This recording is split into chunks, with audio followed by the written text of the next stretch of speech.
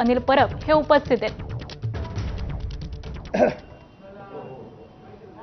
उपस्थित सर्व पत्रकार बांधवांनो, भगिनीनो,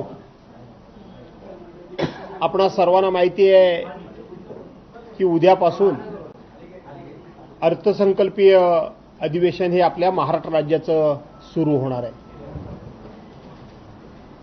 आणि या अर्थसंकल्पाच्या पूर्वसंध्येला विरोधी पक्षाच्या वतीनं आपणा सर्वांशी संवाद साधण्याची ही कायमस्वरूपीच प्रथा आहे आणि त्या प्रथेप्रमाणे आपल्या सर्वांच्या बरोबर संवाद साधण्याकरता म्हणून या ठिकाणी उपस्थित असलेले काँग्रेस पक्षाचे ज्येष्ठ नेते, माजी मंत्री विजयराव वडेट्टीवार, आमच्या पक्षाचे शिवसेना उद्धव बाळासाहेब ठाकरे पक्षाचे विधिमंडळ नेते आणि माजी मंत्री आदित्यजी ठाकरे, त्याचबरोबर काँग्रेस पक्षाचे विधान परिषदेतील वरिष्ठ नेते सन्मान्य बंटीजी पाटील, शिवसेना उद्धव बाळासाहेब ठाकरे पक्षाचे वरिष्ठ नेते आणि माजी मंत्री अनिल भाऊ परब, काँग्रेस पक्षाचे नेते अमीनभाई पटेल आणि आपल्या सर्वांच्या मनामध्ये प्रश्न असेल की आमचा महाविकास आघाडीचा तिसरा मित्रपक्ष कुठे आहे। लवकरच ते या ठिकाणी आपली पत्रकार परिषद संपण्यापूर्वी ते या ठिकाणी दाखल होतील। थोडंसं कामांमुळे आणि थोडासा कम्युनिकेशन गॅप झाल्यामुळे त्यांना थोडा पोहोचण्याकरता वेळ होतोय, परंतु आम्ही सगळे एकत्रच आहोत हे सुरुवातीलाच या ठिकाणी सांगून टाकतो। सांगून टाकतो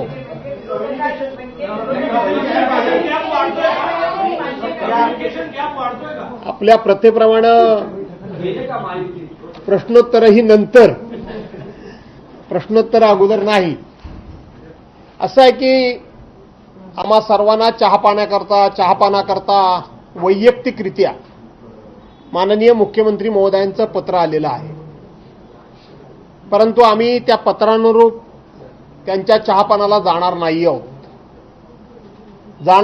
याचा अर्थ ही नेहमीचीच प्रथा पडली असं आपल्याला वाटत असेल तर तसं अजिबात नाही। मुळामध्ये सत्ताधारी पक्ष म्हणून सत्ताधारी पक्षाचं वर्तन हे सभ्यतेचं असावं लागतं, लोकशाहीचा सन्मान करणारं आणि आपल्या देशाची जी राज्यघटना आहे, डॉक्टर बाबासाहेब आंबेडकरांनी लिहिलेलं संविधान आहे, त्या संविधानाचा सन्मान करणारं अशा पद्धतीचं वर्तन, अशा प्रकारची सभ्य वागणूक ही सत्ताधारी पक्षाची असावी लागते। परंतु प्रचंड बहुमत मिळाल्यामुळं सत्ताधारी पक्ष हा मस्तीमध्ये आहे। एक प्रकारचा माज आल्यासारखा सत्ताधारी पक्षाचं वर्तन आहे। सत्ताधारी पक्षाचं वर्तन असल्यामुळं खरं तर आम्ही हा चहा हा त्यांचा प्यायला जात नसतो, तर तो सरकारी तिजोरीतल्या पैशानं मिळालेल्या चहा प्यायला आम्ही जात असतो। परंतु सत्ताधारी पक्षाचं वर्तनच असं आहे की त्या ठिकाणी विरोधी पक्षाचा मान सन्मान राखणं। लोकशाहीमध्ये सत्ताधारी पक्ष आणि विरोधी पक्ष ही दोन्ही लोकशाहीला अभिप्रेत असलेली अंग आहेत आणि लोकशाही मार्गानं निर्माण झालेली ही सत्ताधारी आणि विरोधी पक्ष अशी दोन्ही अंग आहेत।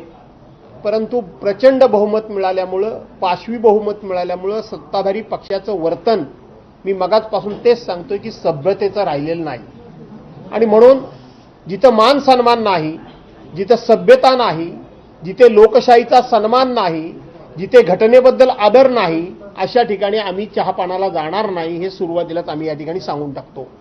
अर्थात त्याचबरोबर दुसरी जी कारणं आहेत ते आपल्या सर्वांना माहिती आहे की आपल्या राज्याचे एक अत्यंत कर्तबगार आणि तडफदार उपमुख्यमंत्री माननीय अजितदादा पवार यांचा अपघात झाला की तो घातपात झाला, अशी संपूर्ण महाराष्ट्राच्या मनामध्ये निश्चितपणे ठाम अशी एक शंका आहे की हा अपघात आहे की घातपात आहे। याबद्दल सरकारची जी भूमिका आहे ती अत्यंत संदिग्ध आहे। सरकार यावर कुठेही स्पष्ट नाही। त्यामुळे अशा एका महाराष्ट्राच्या जबाबदार नेत्याचं घात की अपघात अशा पद्धतीची चर्चा जेव्हा असते, त्यामुळं आम्ही त्या ठिकाणी चहापानाला जायचं नाही अशा प्रकारचा निर्णय केलेला आहे. त्याचबरोबर शेतकऱ्यांची प्रचंड अशी आत्महत्या होत आहेत. या आत्महत्या थांबायला काही तयार नाही. आपल्याला आठवत असेल, सभागृहामध्ये माननीय मुख्यमंत्री महोदयांनीच वीज दर हे आम्ही कमी करणार म्हणून सांगितलं. त्याचबरोबर आम्ही जे डिजिटल मीटर आहेत घरगुती वगैरे हे आम्ही जबरदस्तीनं लावणार नाही. आणि 4 दिवसापूर्वीच मी माननीय मुख्यमंत्री महोदयांचं स्टेटमेंट ऐकलं की संपूर्ण देशामध्ये हे अशा पद्धतीचे अदानीचे डिजिटल मीटर लावणारं हे देशातलं पहिलं 1 नंबरचं राज्य आहे म्हणून वरती छाती बडवतात. अशा पद्धतीच्या दुहेरी वागणाऱ्या लोकांच्या का चहापानाला जायचं नाही. पीक विमा, 1 रुपयाचा पीक विमा दिला म्हणून अख्ख्या सगळीकडे आपली पाठ थोपटून घेतली. आणि आपण बघितलं असाल की जवळजवळ शेतकऱ्यांकडून 12,000 कोटी रुपये गोळा केले, पण शेतकऱ्याला मात्र 1ही रुपयाचा पीक विमा मिळाला नाही. आणि आता ती सरकारने योजना बंद केलेली आहे. सोलर लाईटच्या संदर्भामध्ये सुद्धा सरकारने खूप मोठा गाजावाजा केला, परंतु आपण बघितलं असाल की जवळजवळ 12,000 कोटी रुपयाचा भ्रष्टाचार सरकारच्या या सोलर लाईट प्रकल्पामध्ये या ठिकाणी आपल्या सर्वांच्या समोर आलाय. आणि म्हणून अशा सरकारच्या चहापानाला जाण्यामध्ये आम्हाला काही स्वारस्य वाटत नाही. माझ्यानंतर माझे सहकारी या ठिकाणी बोलणार असल्यामुळे मी या ठिकाणी जास्त बोलणार नाहीये. परंतु या राज्याचा संपूर्णपणे कायदा सुव्यवस्था या सगळ्या गोष्टीचा बोजवारा उडालेला आहे. हे राज्य आता जवळजवळ उडता पंजाब होतंय की काय अशी भीती वाटायला लागली आहे. कारण ड्रग्ज या राज्यामध्ये प्रचंड प्रमाणामध्ये विकलायत आणि त्या घटना त्या ठिकाणी आपण बघतोय. एका जबाबदार मंत्र्याच्या जिल्ह्यामध्ये, तालुक्यामध्ये ड्रग्ज फॅक्टरी मिळाली, चर्चा झाली संपूर्ण महाराष्ट्रामध्ये, परंतु कुठल्याही प्रकारची कारवाई झालेली नाही. अशा सरकारच्या चहापानाला आम्ही जावं का हा विचार आम्ही करतोय. आमच्या एका सहकाऱ्यांनी खूप चांगलं सांगितलं की एका बाजूला आम्हाला चहा पाजायचा आणि ह्या देशाची भावी तरुण पिढी ज्यांच्या खांद्यावर ह्या देशाचं उद्याचं नेतृत्व आहे तिला मात्र तुम्ही ड्रग पाजायचा. अशा पद्धतीचा हा विरोधाभास असल्यामुळं आम्ही त्या ठिकाणी जाणार नाही. आपण पाहतो आहोत की राज्याचे मुख्यमंत्री आज गृहमंत्री आहेत, पण त्यांच्याच नागपूरमध्ये अतिशय सगळ्यात वाईट दुर्घटना जर जास्त घडत असतील तर त्यांच्याच नागपूरमध्ये घडत आहेत. त्यामुळं या ठिकाणी त्यांच्या चहापानाला जायचं आमची इच्छा नाही. नुकताच भारत सरकारनं अमेरिकेबरोबर करार जो केला तो पूर्णपणे शेतकरी विरोधी आहे, पूर्णपणे मासेमारी व्यवसाय करणाऱ्या लोकांच्या विरोधात आहे, पूर्णपणे कापूस उत्पादकाच्या शेतकऱ्याच्या विरोधात आहे. आणि अशा विरोधात असलेल्या सरकारच्या चहापानाला आम्ही जावं का तर नाही हाच आम्हाला उत्तर मिळतं. आज सरकारमध्येच असलेल्या मंत्र्यांच्या दालनामध्ये या ठिकाणी अँटी करप्शनचे लोक धाड घालतात. अँटी करप्शनचे लोक सरकारी दालनामध्ये, सरकारच्या मंत्रालयामध्ये एक दालन सील करतात. याचा अर्थ हे सरकार किती भ्रष्टाचाराच्या दलदलीमध्ये गुंतलेलं आहे, किती रुतलेलं आहे याचं आणखीन काय उदाहरण फार द्यायची आवश्यकता नाही. द्यायचं झालं तर संजय शिरसाटांचं द्यावं लागेल, द्यायचं झालं तर भरत गोगावल्यांचं सुद्धा द्यावं लागेल, द्यायचं झालं तर अन्य अनेक मंत्र्यांचं उद्घाटन या ठिकाणी द्यावं लागलं. द्यावं लागलं तर योगेश कदमांचं सुद्धा द्यावं लागेल. 30 वर्ष स्वतः वडील गृहराज्यमंत्री, मंत्री स्वतः विद्यमान गृहराज्यमंत्री आणि त्यांच्या बारवर डान्स त्या ठिकाणी रेड पडते आणि तिथं महिला नाचतात. अशा मंत्र्यांच्या बरोबरीनं चहा प्यायला जाणं हे आम्हाला काही योग्य वाटत नाही म्हणून आम्ही या ठिकाणी जाणार नाही आहोत. त्याचबरोबर आज आपण बघितलं असेल तर शेतकऱ्यांना कर्जमाफी देतो म्हणून सांगितलं, पण अद्यापपर्यंत कर्जमाफीचं नाव नाही. लाडक्या बहिणींची सरसकट त्यावेळेला त्यांना पैसे देऊन सरसकट मतं घेतली आणि आता मात्र लाडक्या बहिणींमुळे आमचं राज्य कर्जबाजारी होतंय असं सांगतात. 9,32,000 कोटी रुपयाचं कर्ज राज्याच्या डोक्यावर आहे. आम्ही स्पष्टपणे सांगतो की आमच्या लाडक्या बहिणींच्यामुळं हे राज्य कर्जबाजारी होत नाहीये.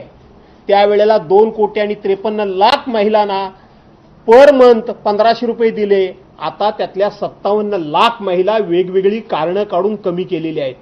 काही महिलांनी केवायसी केली नाही म्हणून 31 मार्चपर्यंत मुदतवाढ दिली म्हणून सांगितली, पण त्यांना महिना मिळणारे 1500 रुपये पूर्णपणे बंद करण्याचं काम या सरकारने केलेलं आहे. त्यामुळं या सरकारच्या चहापानाला जाण्यामध्ये तथ्य नाही. आणि त्याच्याही उपर हे सरकार किती मस्तीत आहे बघितलं असाल.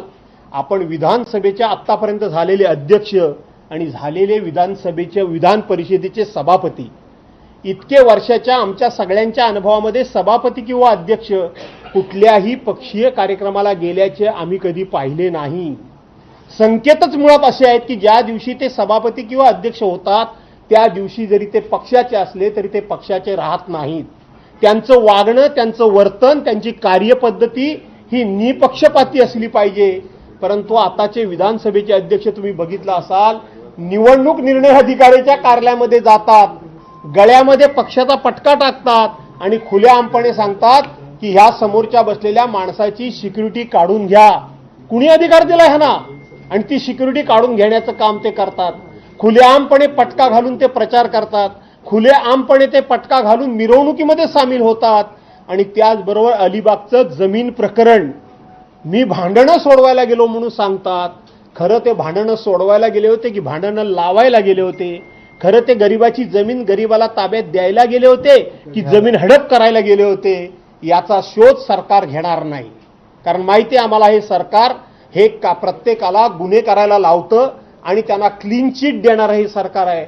अशा या सरकारच्या पंक्तीला जावं, अशा ह्या सरकारच्या मांडीला मांडी लावून बसावं. जे सरकार घटना मानत नाही, जे सरकार संविधान मानत नाही, जे सरकार संविधानिक पदांना महत्त्व देत नाही, जे सरकार या लोकशाहीमध्ये विरोधी पक्ष हा संख्येनं मोठा आहे की लहान आहे पण त्याचा मान सन्मान राखला पाहिजे याचं त्यांना भान राहत नाही, अशा लोकांच्या बरोबर जाऊन चहापाणी आम्ही करायचं नाही हा आमचा निर्णय केलेला असल्यामुळं आम्ही संध्याकाळच्या चहापानावर लोकांकरता, जनतेकरता, कामगारांकरता, विद्यार्थ्यांकरता, महिलांकरता, आमच्या बेकार रोजगार करता आम्ही त्यांच्या चहापानावर बहिष्कार टाकतो आहोत. बोला विजय. अच्छा,